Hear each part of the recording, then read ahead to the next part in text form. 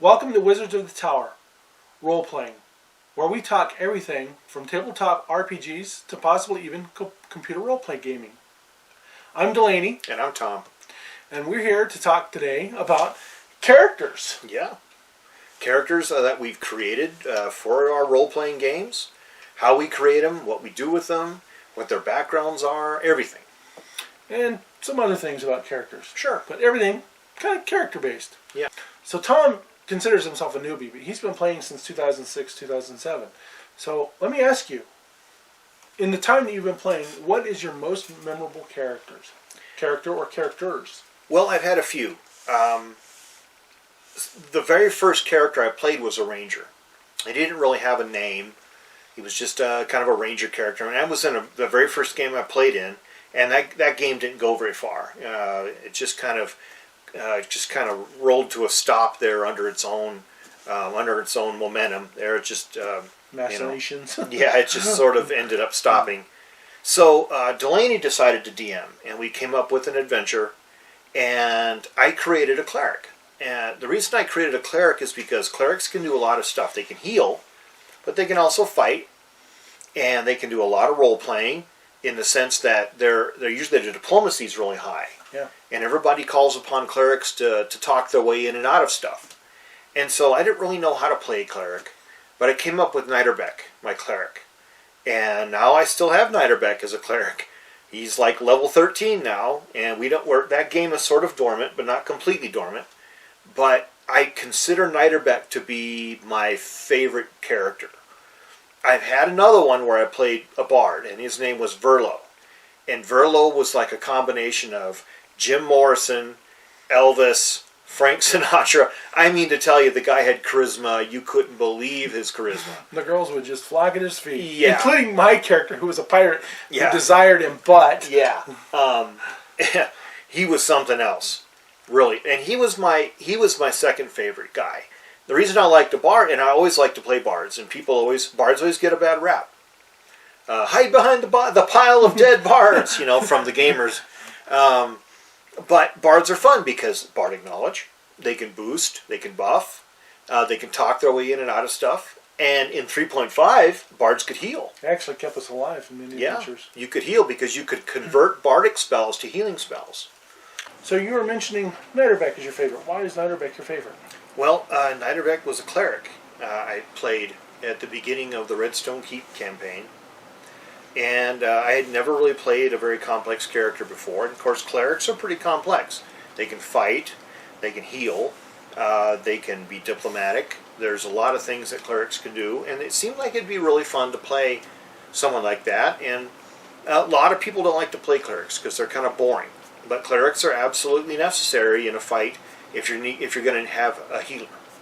And we really needed a healer. So I decided to play this character, and you allowed me the latitude to create a kind of an elaborate backstory for Niederbeck, and I'll sort of talk about that a little bit. Niederbeck was a northerner, and in this campaign, it's kind of set in continental Europe. My ancestry is Scandinavian, and I thought, well, it's something I'm kind of familiar with, and I know, so I'll create somebody who's kind of a northerner themselves. And so he was with a family group of traveling craftsmen that were set upon by a large group of orcs and killed. His mother sacrificed her own life to save him by hiding him, and she was killed, and his father was killed. And Niederbeck was rescued by a large wolf. He was a foundling, and he was rescued by a large wolf. Now, of course, with Niederbeck, I created his deity, and that's Fenra, the wolf goddess. Right. And we had an elaborate backstory about the goddess Fenra and the people who worship Fenra. And the wolf took care of Niederbeck, in this cold, harsh environment until he could be passed off to some rangers who were soldiers who were followers of Fenra. And because he was a foundling, he was inducted into their group, and he became a cleric. And he grew up learning how to fight, but also how to heal and how to be diplomatic. And we created this really sort of elaborate backstory for him. And so his backstory then governed what he would do and his actions and what he would do throughout the future episodes of the game. Okay. So, I've been gaming since '79, so I've had so many characters and so many favorite characters. Sure. My very first character was an elf fighter wizard by the name of Egolas instead of Legolas. I was a fan of the Lord of the Rings. I thought, what do I call this elf? Well, I'll call him Egolas. And, I don't remember much about Egolas except for he was a fighter wizard. Another one of my favorite ones that I've talked about a lot to you was Org Fangtooth, or Orgron Fangtooth. Mm-hmm. And he was a half ogre, because in the first edition they actually had rules out of the Dragon magazine where you could play a half ogre. And I thought, wow, that'd be kind of fun, playing this big, huge brute of a guy. And he was quite fun. He would walk around. His intelligence was a 9, which for a half ogre, he was brilliant. Yeah, that's actually average intelligence. Right, and he would walk around and he'd say, "Org strong," He'd go into a bar, "Org strong," and he'd arm wrestle, and the party would make wagers that he could beat, these other people, and he would make everyone else money, and afterwards they'd give him like a silver piece, and he thought that was the greatest thing. But I remember him quite well and quite fondly. In fact, I was digging through some stuff the other day, and we were reorganizing, and I come across the character sheet of Org or Orgron Fangtooth. Yeah. And then, I don't get to play it as much anymore, being that I DM. But another one I had was in the campaign that you had, Verlo, was my swashbuckler character, Captain Gabriella Fullpepper. Yes, that's right. And she was, like I said, a swashbuckler, which in 3.5 was a character class you could play, kind of a pirate, and rather rebellious and quite fun. Had a whole backstory on her, but she was quite fun to play. Sure. We had a lot of fun in that game, playing a lot of different characters. Yeah. But what would you consider to be your favorite character class to play? I think I've played every character class now that I can think of. Well, with the exception of some of the newer ones like Cavalier and things like that. But, okay. I've played fighters, I've played rangers. Rangers always used to be one of my favorite character classes to play. I've only played clerics once. I've only played monks once. I'm not a big fan of monks. Just, I've got my reasoning. I'm just not much into the kung fu type stuff and martial arts. So monks just don't get to me. Paladins, I always wanted to play one, and it was only a couple years ago, or a year or so, 2 years ago I think it was, that I finally played a Paladin for the very first time. But really, one of my favorite character classes to play anymore in Pathfinder is the Witch. I love playing the Witch. I've played three or four of them now since Pathfinder came out, and quite a complex character, and it's not so much hack and slash and get in there. It's more stand back and just the things that the Witch can do. And Pathfinder witches are different than they're not a wizard. They're not a cleric. They have some special abilities that kind of make them fun. Yeah. What about you? Well, the thing is, when you play D&D, I remember an anecdote that one of our players had told me. He said that he was in a game with this big guy who's a big biker guy, really big and strong. And, he always wore the leather jacket and had the chains and rode the Harley. And he always thought that people always assumed that when he played the game, he would play like the barbarian with the sword or the fighter with the big axe or something. But this big guy, the big brutish kind of biker guy, always played like little magical gnomes. Yeah. And he always did that because he wanted to play something completely different than the life he lived. And sometimes people can do that. They play things that are really opposite of how they feel about themselves. Some men will play women. Some women will play men. Sometimes people will play different races, different, like kind of an animal or something like that. My favorite characters to play are sort of offbeat characters. I like bards. I like gnomes. And I like clerics of various types. I don't consider myself to be particularly religious, but one of the reasons why I like clerics is because they're kind of a combination of a lot of things. They're usually pretty intelligent. They have a great diplomatic skills. They can fight, and then they can also heal. And, that combination has always sort of appealed to me because you can be a real benefit to a party by doing all those different things. In the groups that we've had, a lot of people don't want want to play the cleric. Yeah, they just don't want to do it. Now, fortunately, in the group that we've got now, we've actually got a couple people who like to play clerics. So it's actually their favorite character classes to play. Yeah. I actually kind of like playing, like I said, fighters, but the witches. In fact, one of the guys who likes playing the cleric, who's new to Pathfinder, is playing a witch and is discovering how fun and how great that witch is. Well, they can be really fun. You've got really kind of unusual magic. It's not typical wizard magic. It's unusual magic. Right. Hexes, and spells, and things like that. And so that kind of goes into. I mean, this is a little segue, but it kind of goes into like how we talked about, some of the occult aspects of the game, where it talks about hexes and spells and things like that. When you create a character, do you give them like these this kind of supernatural or kind of occultish backgrounds, and they're different personality quirks that sort of come from that? Yeah, having quirks within your character kind of adds a little depth, which I've had a character that I actually she was one of my favorite characters to play. Yeah. It was Ariana Boldtalon, who was a character whose mother had been killed by non-humans, and she had this hatred for non-human. If you weren't a human, she didn't like you, and she wouldn't attack you, but she would make it known, that she would call you derogatory names. Sure. Instead of an orc, it'd be pig, or instead of a halfling or whatever. Yeah. She would kind of be abrasive about it, but to the point where it didn't take away from the role playing with the characters and causing conflict within the players.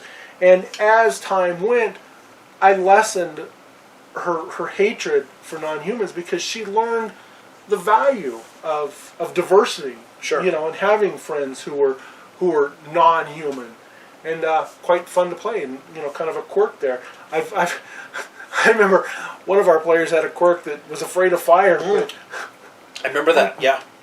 Yeah, which in the medieval world is kind of hard, because campfires, candles, lanterns, torches. It just didn't make any sense, folks. But what the heck, it's D&D. We'll go with it. Yeah. And in my realm of DMing, I actually require my players to come up with a background. Some people will come up with a pretty elaborate background, like Tom has, and some people will say, they're estranged from their father, they didn't like their father, and that's it. That's all you get. You can't force anybody, Yeah. but you can ask them and encourage them. And in my way of encouraging them, I actually will give bonus experience points to my players if they come up with a background, especially one that's decent. Sure. And sure. I think we've got 2 that have it in our group. Well, one of them did, but like I said, it was estranged from their father and didn't like their father, and that was about it. People can be really creative with this, and you'll find that some people are natural writers and natural storytellers and stuff, and they love to tell you stories about their characters. Let me tell the old cliche goes, let me tell you about my level 10 paladin, and of course about that time everybody's like, oh man, again, but the thing is people get enthusiastic about their characters. They like to talk about them, what they do, their likes, their dislikes, and that kind of stuff, and you can get really heavily invested in characters. But here's the problem. Sometimes you can get too invested in the characters, and that leads to someone trying to dominate the game with their overly modified, overly equipped character. Right, and then which is what we kind of call power gaming. Power gaming. And we've had a few of those, power gamers. People that will min-max their character, that will they'll put all their max abilities, because they're playing a rogue, they'll dump everything into dex and strength and or charisma or whatever, and then dump stat in other things, just so they're the best character that they can be. I typically will try to make characters who are a little bit quirky. We were talking in another episode about Frostwolf. Frostwolf is this big, strong kid, but he's dumb as a box of rocks. Yeah. And that leads me to another point, and we should talk about this, is people who stat dump. Okay, I've got a 21 strength, I've got an 18 dex, but I got a 4 int. And then their character's talking up a storm during the entire game. You're like, wait a minute, you got a 4 int. You should be a drooler by now. What's going on here? You know, yeah, you're trying to talk your way out of this situation with the town guards. Or the charisma is that low. Yeah, and we've had characters who do this, people. Let me tell you, folks, we've had guys, and we've confronted them on the steps about this thing and said, look, what's your diplomacy? I don't have any diplomacy. Well, why are you trying to talk us, onto the boat? Roll a diplomacy check. And they're like, oh, I don't have any diplomacy. 3. And you're like, 3? What are we? Are we dead now? Are we all in jail? What? Why are you doing all the talking? Well, they're doing all the talking because they're a power gamer. Right. Which, I in my group, I discourage power gaming. Yeah. I want my players to have fun and to role play. R-O-L-E, role play. Yeah. And which leads us to an anecdote of the Frankenstein monster. Excellent game. Excellent game. It was an adventure path, and we had one character who had a very high diplomacy. Yep. And I wasn't going to let him just roll the dice through this. I wanted him to role play. He had to act it out. Right. He had to act it out. Now I gave him some bonuses because he acted it out so well, Yeah. and he defended the Frankenstein monster from getting burned at the stake. I swear it was like a Perry Mason, if you're old enough, you remember this. It was like a Perry Mason courtroom drama. He had to act out and defend this monster who had been accused of murder and really find this monster innocent. And, all the evidence, all the eyewitness testimony and everything, and he did a fantastic job.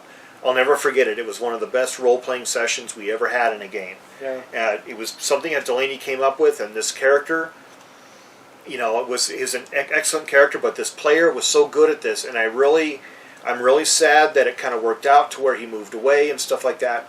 But he really took his character, to the farthest part, and it really worked well. It really did. Yeah. It was a really in fact, memorable that same experience. character, I remember in the game that had Niderback, he had the Paladin of the Broken Urn. Yeah. The Order of the Broken Urn. Order of the Broken Urn. He was a knight of beauty. He really enjoyed beauty, and Yeah. it wasn't this paladin of all Dudley Do-Right. Everything. He was a paladin of beauty, and that included art and literature, and it was quite interesting. He was really quirky. And, quirky characters can add a lot to a campaign. They can sometimes detract if they're really strange. Like we had, like that one game we played in that you didn't DM in, but we joined some other people in their game, and all their characters had been burnt really bad, and they were all bandaged up like mummies. Do you remember that one? I don't remember that one. Well, their charisma was supposed to be almost 0, yet every time they would enter a village, it was like, hey, hail the conquering heroes, and I'm like, wait a minute, these guys are all burnt, and they're all bandaged up, and they're suppurating sores coming off from underneath their bandages. The villagers would drive them away with rocks. Guys aren't playing your characters correctly. Of course, I couldn't really say a lot of that because it wasn't my game, and I didn't want to anger the DM, but that's what I was thinking. Yeah, quirky characters. Yeah. Quirky character. Sir, I've got 2 weasel pelts. Yeah. Classic. I don't have any money, but I could trade you these 2 weasel pelts. Yeah, classic. The fun of role playing and not role playing. Role playing is the eccentric part of it, the critical part of it is roll on these dice. But I like to have my players role play. Sure. It's taking on the role of the character you create and sort of acting it out. That's what makes RPGing funny. Fun. Not funny. It can be funny. It can be funny. Too. We've had a lot of laughs at the table. We have. Like the 2 weasel pelts. Yeah. But, that's why these games are called role-playing games, because you create characters and you take on the role. You immerse yourself in them, and you can get away from your own life for a little bit and play a character. And it can be very valuable and very therapeutic. So with that, I think we're going to end this episode. So may all your adventures be epic, and keep on rolling. Thanks, folks. Thanks for your time.